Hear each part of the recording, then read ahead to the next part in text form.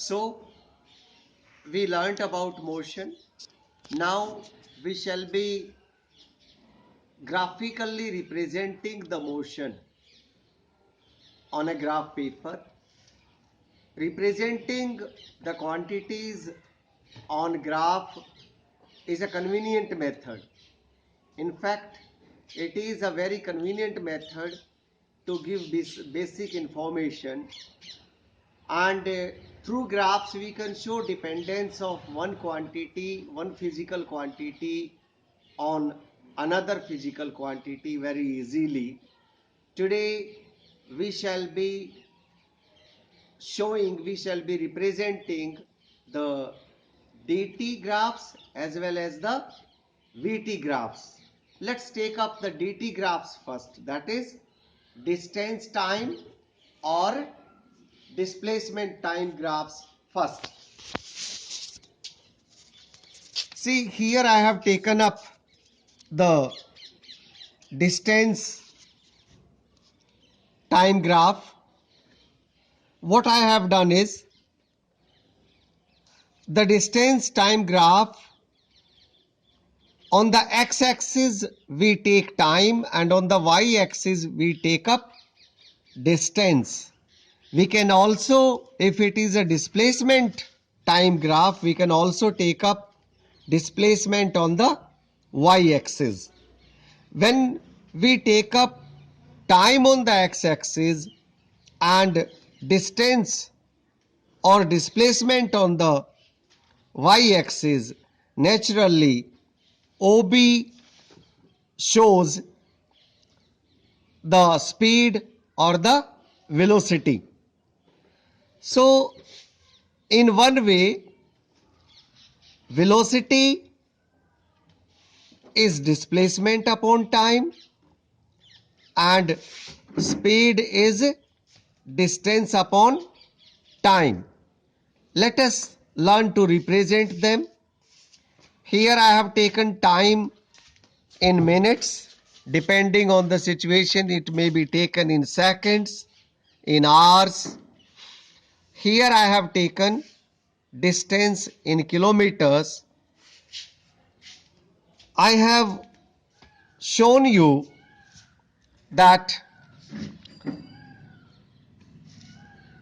OB shows the speed, and when the object moves from A up to this point B,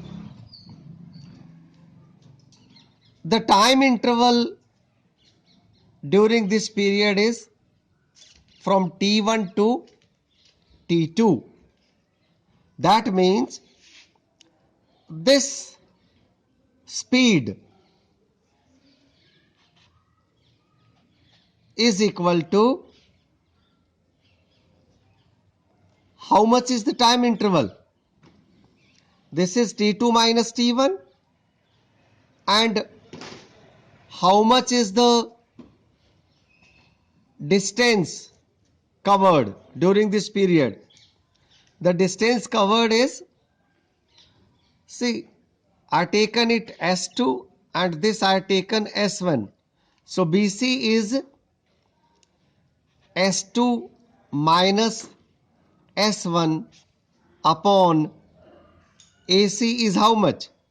AC is the difference between T2 minus T1, and thereby speed is difference of the distance upon difference of the time. So it is ultimately the distance covered upon the time taken. Similarly, if we talk about the velocity, it will be the displacement upon the time taken. This is how this triangle becomes very important to understand. Now, this being a straight line, you note that this is a uniform speed or uniform velocity graph. See, here there is no change. When we come down here, see, it is very notable that during the first 2 seconds, the distance covered is only 1 meter, whereas up to 4 seconds we have covered up 4 meters of distance. When it comes to 6 seconds, in 6 seconds the object has covered almost 8 meters. 8 seconds the object has covered 16 meters, and in 12 seconds the object has covered 36 meters. So it is not a uniform graph. It clearly indicates non-uniform speed, or depending on the whether on the y-axis you have shown the distance or the displacement. So this is the distance time graph, and we shall take up the VT graph in the next video.